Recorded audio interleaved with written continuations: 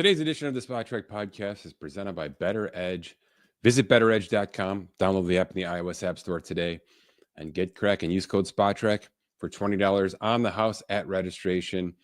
And oh, by the way, the Spot Trek partnership with Bettor Edge has continued to expand. Thank you to those who plugged into the Pete Alonso flash market last weekend. We've grown and added to it. The NFL trade deadline is less than a month away. We now have 9 flash markets available on Bettor Edge surrounding that deadline, and 9 candidates at least being voiced, rumored, hot stoved across the NFL world today, including Russell Wilson, Kayvon Thibodeau, Breece Hall, DJ Moore. How about A.J. Brown after he continues to be sort of a ghost in that Eagles offense? 9 total flash markets, all available for you. Simple question, yes or no? Will they be traded before the November 4th deadline? Get some action on either side right now at visitbettoredge.com. My name is Mike Ginnitti. It is Monday, October 6th, week 5 in the NFL season. Almost in the books, Kansas City versus Jacksonville in just a few hours here. And we are undefeated less. No Bills, no Eagles. Everybody kind of came back down to earth. And a couple of offers got off the schneid in terms of New Orleans and Tennessee in kind of amazing ways. But we're not here to dive into the tape, talk about the gameplay, even talk about the play-by-play, because we're more than a quarter past. And generally that means we're starting to flip the switch to what could be next in this NFL season, specifically with a few players. Here's the game plan for today. Got a couple negatives to get to because obviously with every week comes the possibility for when can I get out of this contract conversations? And I'm starting to get those pretty prevalently on Twitter and on the socials. So I will respond to 2 of those, both quarterbacks, here early on. And then we're going to flip the switch. I posted an article on Spot Trek this morning. The all way too early NFL extension candidate list. I went position by position. We'll talk about a couple of those players, certainly the quarterbacks. How about a couple of defensive players looking to reset the market? It's not a fabulous list, and I think it's going to be a microcosm for the upcoming free agency. Now, look, we'll get to the bubble players down the road here, and that will certainly bolster some of these free agent possibilities. But I'll say this right now. From free agency, from extensions, and from trades, it looks like this trade market might be way more exciting than any of the others that we have going in terms of early lists. But with that said, stick around because there's some interesting extensions to be had. And I think a couple of the numbers that we have surrounding them mathematically will surprise you. So that's coming up in our full segment. But as I mentioned, let's get to them. Players that I think a couple of teams, certainly their fan bases, are not super psyched with how the first 4 to 5 weeks here have gone. We'll start with quarterback Geno Smith for the Las Vegas Raiders. Look, when this contract was signed, I came to you in front of this microphone and told you this is a glorified franchise tag, and that's exactly what this is. Okay? Yes, it was a 2 for $75 extension. They brought him over on basically a 1 for $31 non-guaranteed from Seattle, who opted for Sam Darnold over Geno Smith, and that looks pretty darn good through 5 weeks, despite the fact that Seattle got kicked in the mouth a little bit defensively yesterday. But this Geno Smith contract is tenable. And the reason I use that word is they're gonna be paying for this. Okay. They're paying him $40 million cash this year. That's a $9 million raise based on what they brought over in the trade. And there's $18.5 million fully guaranteed next season. Okay. So we're talking about a $58.5 million chunk of change for 35.5, almost 36-year-old Geno Smith, who leads the league in interceptions. I haven't had a look at the passer rating. I don't think I need to. I'm kind of watching what's happening unfold here via Red Zone. There's plenty of time to turn the ship around, but 2 conversations in one. The NFL trade deadline is 3 weeks away, essentially. There's a couple of names on there that I think could move, and a couple of them are offensive weapons, which would deplete Geno Smith's arsenal even more. And he's making terrible decisions. He's not being an accurate quarterback out there. There's no question that there's fault for this disaster in his lap, but the team as a whole just isn't competing at a high rate right now. So the question becomes, what happens to Geno Smith? Again, $18.5 million of next year fully guaranteed. The remaining $8 million of that salary locks in the third league day in March. So this was supposed to be, from a practicality standpoint, a 2 for $66.5, which is the practical guarantee on this contract based on the numbers I just gave you. If it's all going to hell, you're just going to buy him out. You're just going to buy out that $18.5 million, assuming he's not tradable, and I think that's pretty fair, at least right now, in a spotlight.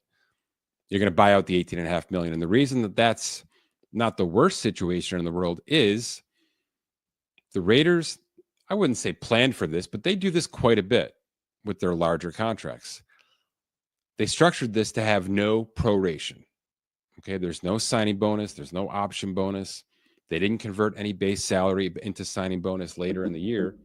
They still may, but they took a $24 million base salary and a $16 million roster bonus up front in 2025. So his cap hit right now is over $40 million. It's one of the highest cap hits in football. But in doing that and front loading the cap, they've now given themselves a very clean out. The only dead cap that sits in 2026 for Geno Smith is that $18.5 million guaranteed salary. That's it. So it's a cap and cash move to buy out Geno Smith next year, and it would actually save them $8 million against their cap to do so. It's not great. Nobody likes to pay $18.5 million to see somebody go away. But if that's what it takes to move on from this situation, assuming that they have, plan B in mind, and I'm not sure Aiden O'Connell or whatever else they're thinking about is that plan right now, but they're going to want to make that decision by March, because the second you let that additional $8 million vest, now you're Kirk Cousins. Now you're $26.5 million fully guaranteed, and you're trying to trade him. You're thinking about retained salary, etc.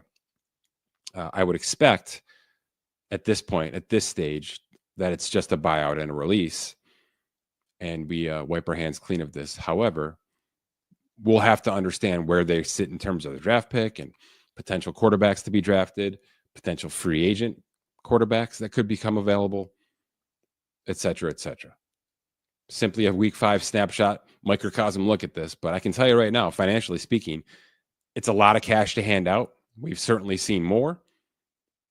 But from a dead cap perspective, the Raiders were prepared for this type of situation to be there, and they actually can be net positive to move on from Geno Smith after 2025. Justin Fields is the next unfortunate soul on our list here.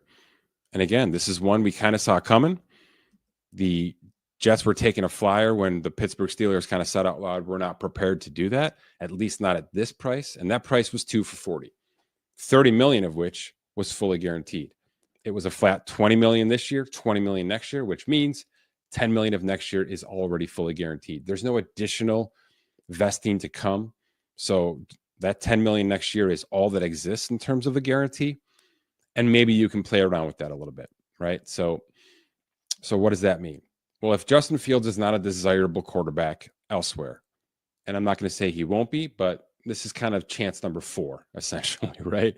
So you have to think that at least for now, he's probably in starting quarterback purgatory. Tyrod Taylor has been a viable option for a lot of years for a bunch of teams. Okay, so he is essentially the number 2 on this roster.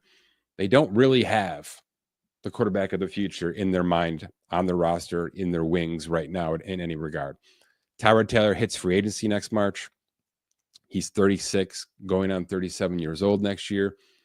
In other words, the Jets are likely going to address the quarterback situation high in the draft. There's no question about that. I think that was baked into the cake outside of Justin Fields playing out of his mind in 2025, which certainly has not been the case, and injuries have been a factor.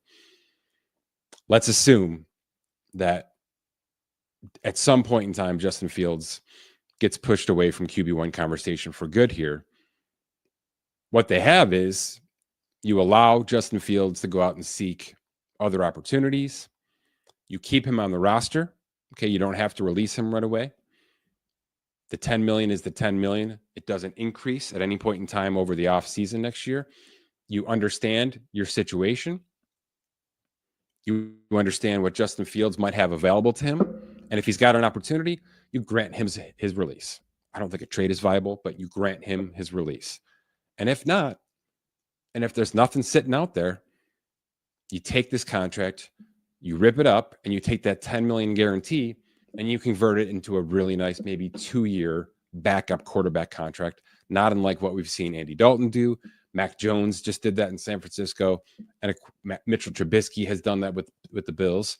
It's kind of the going rate for busted first-round quarterbacks, and I think that's certainly where things might be headed for Justin Fields, unfortunately.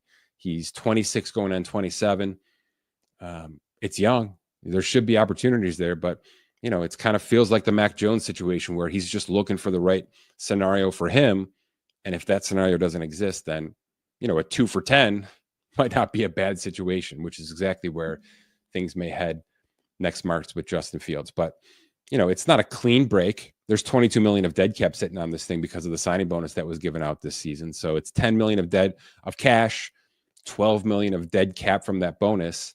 But if you convert this thing into a 2 for 10, spread out some of that thing with the signing bonus, it's a very doable cap situation for both he and the Jets going forward if the two parties agree they want to continue their relationship for maybe one more season in a backup role. Justin Fields may think he still has the juice and the chance and the age to go out there and seek a QB1 role. And, he'll have teams like maybe the Raiders and maybe a few others looking for at least the competition at that position. But at this point in time, it feels like he's running out of chances. And maybe there's a creative way that the Jets can use that $10 million guarantee outside of just a flat buyout, which would result in 22 million of dead cap for 2026. Okay. Let's flip the switch to some positivity because it is that time of year to start thinking about players that are actually playing good football and what that might mean for them financially speaking over the next couple of months. Most of the people on the list that I've posted on Spotrac.com, again, it's called the too early all extension candidate lineup for lack of a shorter term.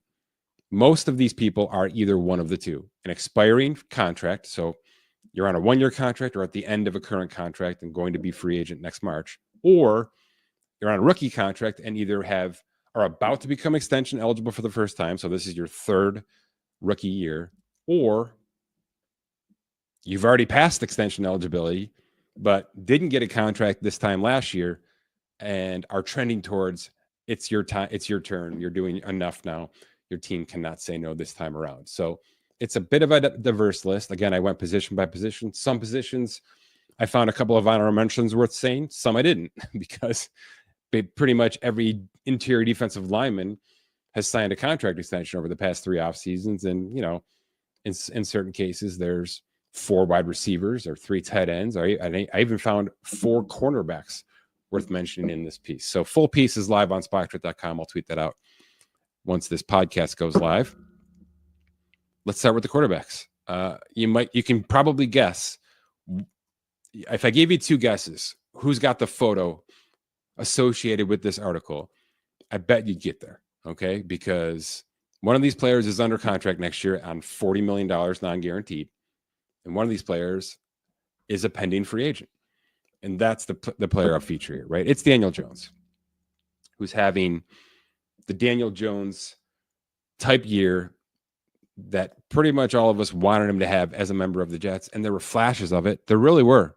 And then the injury happened and he came back, and the Giants and their staff and their brass just decided, we can't do this. Okay. In season, they decided we can't do this. They afforded him the ability to go and latch on to Kevin O'Connell's Vikings mid-season, which I think was a very positive step for his career, because now he's in a very quarterback-friendly situation in Indianapolis with some really nice explosive weapons that continue to be added upon year by year, and a solid enough offensive line to give him time to make decisions. And those ingredients stirred up have made a top 10 quarterback out of Daniel Jones. I'm not going to get crazy and go any higher than that right now, but most of the analytics and certainly what the production is alluding to over these first 5 weeks is that he is a viable top 10 option because of all these ingredients we're discussing. It's a 1-year, $14 million contract. He's already earned about 400,000. It's going to be more next week once he starts to vest his playing time bonuses, which I think start at 30%. However, all of the remaining bonuses he has are linked to the fact that the Indianapolis Colts make the postseason. So he'll continue to earn $100,000 every week that he wins and plays 50% of the snaps in the regular season. That's not going away. Obviously, $1.7 million to be earned there.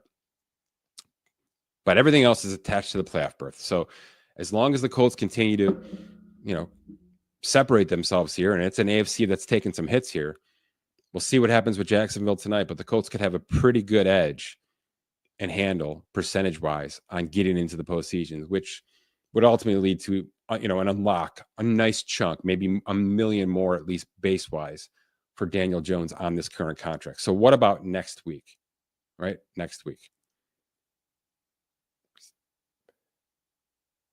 He's definitely the big fish. He's the next version of Sam Darnold. He's the next version of Geno Smith, Kirk Cousins, Baker Mayfield, who we'll get to. So what does this mean? Because generally speaking, those players have gone from down at the bottom, right? Released out of either a rookie contract or the rookie extension. In Jones' case, he made pretty good coin for 2 years before he was released in New York. Got back down to the bottom, except Daniel Jones didn't sign a 1-for-5 to join the Colts. Okay. He signed a 1-for-14. That's going to be 16 to 17 when it's all said and done, maybe even more if there's a playoff run here, which is, third to fourth tier quarterback pay, but it's not bottom barrel. It's not vet minimum with a chance to earn more. This is pretty good showcase money for a team, I should say, that had a high-priced top rookie quarterback contract on the books already in Anthony Richardson. So he's already kind of started way ahead of where Baker was, way ahead of where Sam Darnold was when they began their comeback tour. Having said that, I don't think it's fair to put Daniel Jones in the mid-tier contract extension conversation because of what we're saying, okay? I've put him up against, from a market value standpoint, Cousins, Smith, Darnold, Mayfield, because that's kind of where things are. But you can't tell me that in 8 weeks, if he is still this player. And I went through this with Sam Darnold last year and got to a point where there's a world where Sam Darnold's a 50 and there's a world where Sam Darnold's a 35. And certainly the latter is where things ended up. And a lot of that had to do with week 18 and the playoffs. There's a lot of time for Daniel Jones to get in that mess. Let's put it that way. But I'm in the middle right now. And the reason I'm in the middle of those two conversations is where Daniel Jones has started financially with the Colts. They have already kind of told us out loud, well, this guy, isn't worthy of going all the way down to the bottom because there's plenty of juice in the tank here. He can do enough for us out of the gate, right out of camp, to maximize a $14 million salary. And he's done that. And then some. So long story short, where does he land now, financially speaking, through 5 weeks of all the success that's been happening? It's about $42 million a year. Okay. It's about 168 over 4 years, which, for all intents is exactly the contract that he signed with the Giants coming out of his rookie contract when they avoided the franchise tag situation with him. He got a 4 for 160 with 81 million of that guaranteed at signing. Okay. So if history is going to repeat itself, maybe he's just in a better situation. And from a cap adjusted perspective, he's still worth exactly that. And maybe it's more. But as of right now, he is 10 million ahead of where we were with Darnold and where we were with Baker at their floor, we're not ready to say you're a top 10 quarterback in terms of both production and pay on paper. So we're going to drop you down a tier. But I think he's a bit above that right now. His floor is much higher than these other quarterbacks that we thought of coming into this situation. And I think part of it is He has been paid, and he had some success on that rookie extension before the injury and before the debacle with the Giants that turned completely negative. So this is a really fun one to watch. It's going to be week to week, not only because of the incentives, but also because of where things may be headed. And, I'll pose the question, and maybe it becomes a Bettor Edge flash market for us. How long do the Colts wait? Is it going to get to the situation where if there's 6 more weeks of this or something close to this, will they have internal conversations? Will, the athletes first community that represents Daniel Jones be willing to have in-season conversations? Or would they rather take this thing to the finish line, have a franchise tag discussion, and then certainly have a multi-year extension discussion? And do they want some free agent numbers to go with that? I can tell you this. The world all saw what happened to Sam Darnold. Okay, the conversation that I just had, which we had all last season, the whole world was having this conversation. What is his value now? What is his value going to be? What happens if? And the what happens if happened with Sam Darnold, right? Which is he went from the top of the list to lower third, week 17, week 18 playoff win. 3 weeks, took probably 20 million guaranteed, 25 million guaranteed off of Sam Darnold's plate. No questions. 0 questions. If the Indianapolis Colts are willing to have the in-season conversation when Daniel Jones is riding at his highest, you have to listen. You have to understand what those numbers are and do a quick cross-examination of all the what ifs, what the franchise tag, 42, 45-ish in that range could represent, and what his value could be if there's a team or two out there that think that they may be in the market for Daniel Jones in 2026. I'm not sure those teams exist right now. Would the Jets be in? Probably not. Would the Raiders be in? Yeah, I think they'd listen, right? Would the Saints be listening? Yeah, they probably are listening.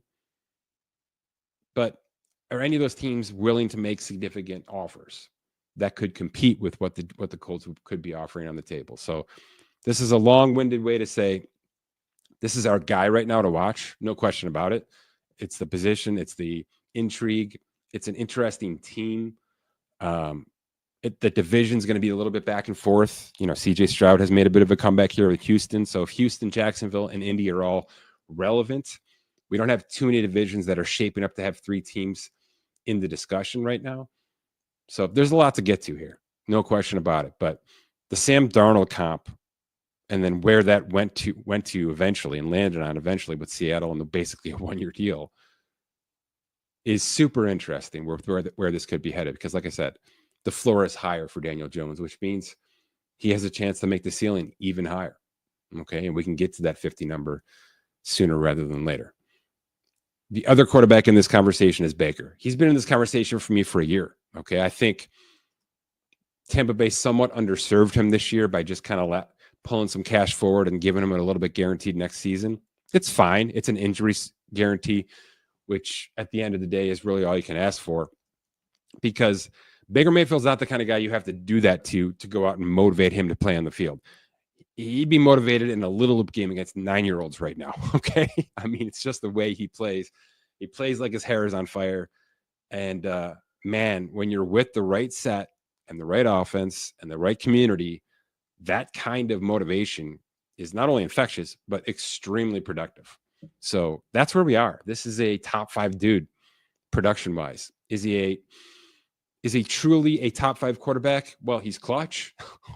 He's earned that stripe this year in 5 weeks. No question about that. 4 of his wins within the last minute of the game, all with the ball on his back. I mean, he has put this offense on his back and won these games essentially himself, making the right decisions and making the right throws.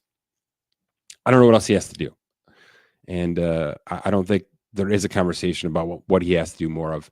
We're all on the same page now. He's a top 3 MVP candidate, might be the odds-on favorite right now in a lot of people's books heading into week 6.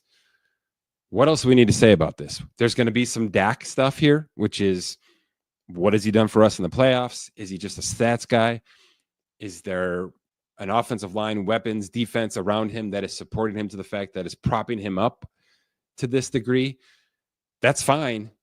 But we're getting to a point where he's on a 1 for 40 next year, which is eerily exactly where Dak was 18 months ago. And the conversation is as simple as this. If you don't have Baker Mayfield here, what do you have? You have nothing. You have no plan B. You're in the Daniel Jones conversation, which might be fruitful. And then you're in the bottom of the barrel draft conversation because you're a good team that's going to be in the high 20s, low 20s for 2026 and thereon. So this is the guy. I mean, this is the guy you're hanging your hat on. He's not, an aging vet. He's 30 going on 31 for 2026. There'll be some people, a lot of people maybe, that think that the 1 for 40 is a phenomenal salary for him. And why not just fully guarantee that? To which, everybody that represents him, and I would imagine Baker himself, who's been very diplomatic in this whole resurgent process. But at some point, and I think next March would be that point, Baker's going to have to get in front of a microphone and say, enough is enough. I need some protection, financially speaking, injury guaranteed speaking, behind me. There's going to be a lot of change. I don't think Godwin's going to make it with this injury situation. I think Mike Evans walks away from the game after this. Who knows? There's been a boatload of offensive line injuries. And, Levante David, Jamal Dean, there's some players defensively that probably turn away from this team, if not their careers as well. So 2026 is going to be a lot of change, but Baker's not going to be one of them. And Baker and an offensive line and, Ibuka and Bucky Irving, you got a pretty good core there. Let's put it that way.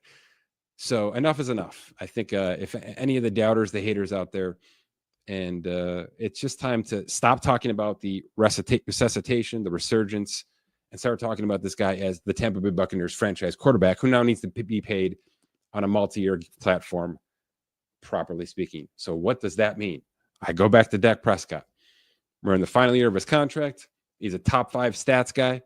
He is a playoff quarterback. He has taken Tampa Bay to the playoffs back-to-back years. He has maxed out his incentives. He's done everything that you've asked him to be on paper and then some, which means he has, I wouldn't say as much leverage as Dak Prescott, but he's in that conversation. And the numbers are wildly similar. So what does the valuation look like? If I told you that I've got a $68 million valuation on Lamar Jackson right now, despite the fact that he's injured and his Ravens are struggling, would that really surprise you? It probably should. Okay, Lamar Jackson, despite the fatigue we've gone through with him and the question marks in the playoff status, is still a one-of-one athlete / quarterback. Okay, and we shouldn't forget that too much. But the numbers just the math alone on Lamar Jackson says 68 million. So that kind of sits in its own room right now. But with Dak and with Burrow and with Herbert and with Purdy's new contract, those are the comps here with Baker that our algorithm says are valid. With those 4 contracts on the books, Baker has taken that and superseded it by about an average of 7%, which means he's a $63 million player in our system. So 4 for 252 tacked onto the 40 that exists. You're talking about a 5 for 300. A true $60 million per year valuation is what we've got on Baker Mayfield that would take him into his age 35 season. Do you trust Baker Mayfield over the next 4 seasons at a true $60 million a year? You should, as long as you trust yourself to be able to keep this ship alive, because you got to keep him upright. He's a smaller quarterback.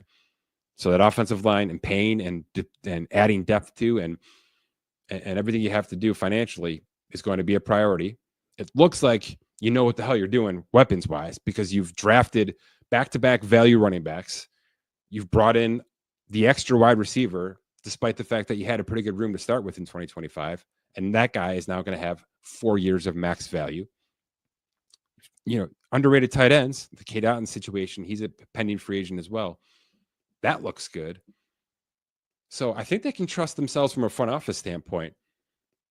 But a lot of things change when you go 5 for 300, which is where we're projecting Baker to go. Now, nothing's here to say that that's going to be the number. We're just telling you what the math says out loud. And, if it ends up being 5 at 55, right? 5 for 275, which is something that we've seen Josh Allen do recently.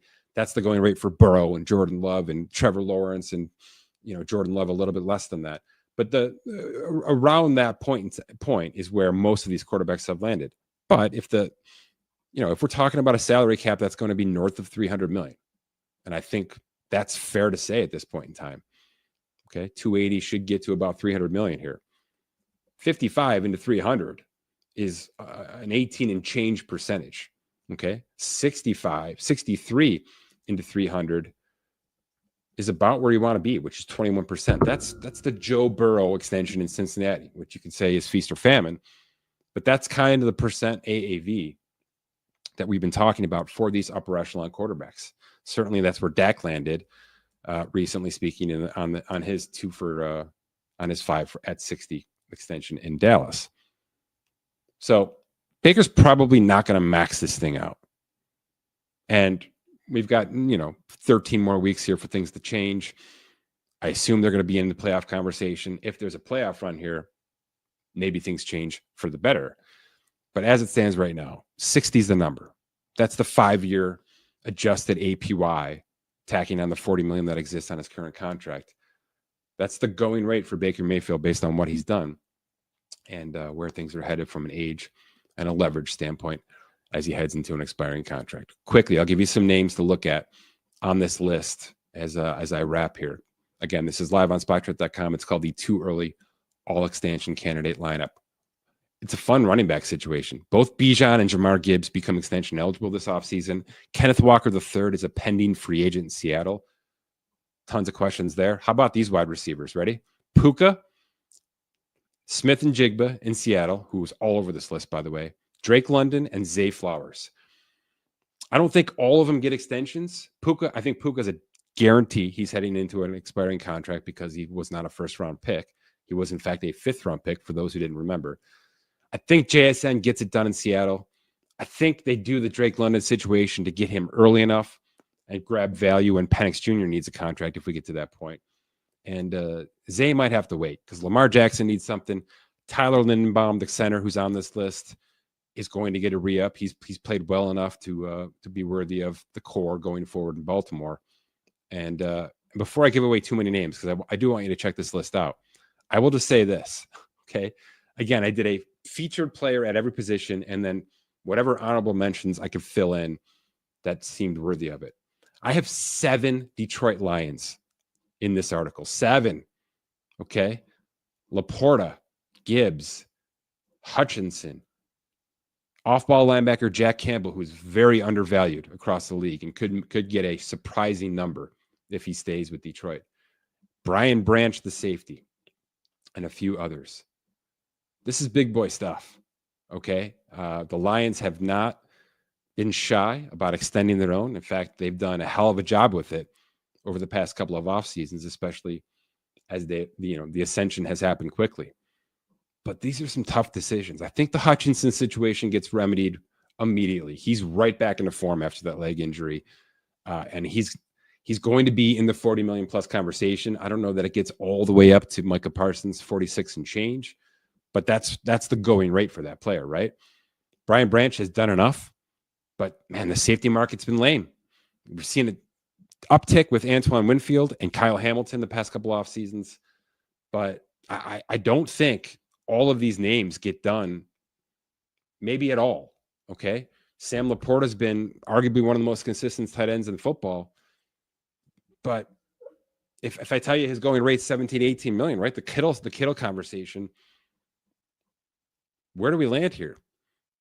Can Detroit get these guys to take some hometown discounts to keep this thing together? Or are we heading towards the iteration of Detroit in 2026 where Kansas City and Buffalo and to some degree Baltimore had to make tough decisions on really strong players and make choices, right? It's going to be a trade for this player, an outright release for this player, etc.